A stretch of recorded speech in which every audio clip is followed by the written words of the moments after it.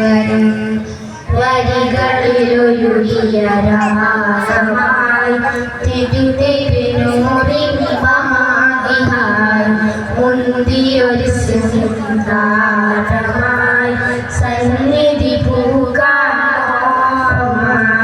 അയകൊത്ത മഹമൂദിൻ അരികത്തായ നയനം അയകൊത്ത മഹമൂദിൻ അരികത്തായ നയനം